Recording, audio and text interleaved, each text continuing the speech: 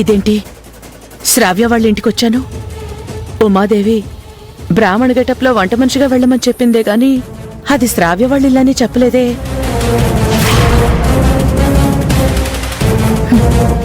డబ్బుల కోసం ఆశపడితే కష్టాల కుంపట్లోకి వచ్చి పడ్డాను. నన్ను నేనెలా కాపాడుకోవాలి? దురదృష్టానికి నా మీద ప్రేమ మరీ ఎక్కువయింది. నేను పనిచేయడానికి అటు రాజీవ్ ఆఫీసు ఇటు శ్రావ్యల్లే దొరకాలా? ఇదేం కర్మరా భగవంతుడా.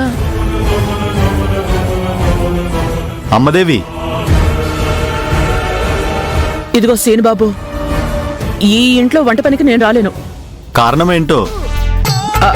ఉల్లిపాయలు తిరిగితే కళ్ళు మంటలొస్తాయి.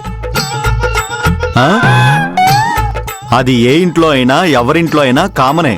అదొక కారణమా? కారణం ఏదైతేనే నన్ను వదిలేవయ్యా, నేను వెళ్ళిపోతాను. అంబదేవి, అంబదేవి, ప్లీజ్ అంబదేవి, నువ్వు అలా అంటే నేను ఉల్లిపాయలు తరగకుండానే ఏడవలసి వస్తుంది. నా మాట విను ప్లీజ్ అంబదేవి. నన్ను అర్థం చేసుకోండి, నేను రాలేను. ఆల్రెడీ ఒక ఆవిడ పనికొస్తానని చెప్పి లాస్ట్ మూమెంట్ లో హ్యాండ్ ఇచ్చింది. కావాలంటే ఎవరు చూడకుండా నీ కాళ్ళు పట్టుకుంటాను అంబదేవి. నువ్వు వెళ్ళిపోక అంబదేవి.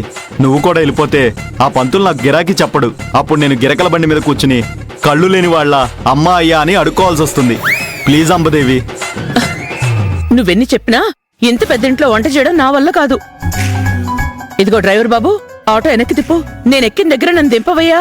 అమ్మా అంబదేవి, నీకు పుణ్యం ఉంటుంది. పని లేక అంబలి తాగే బతికే బతుకు నాకు పట్టించుకు. కావాలంటే నీకు ఎక్కువ డబ్బులు ఇప్పిస్తాను.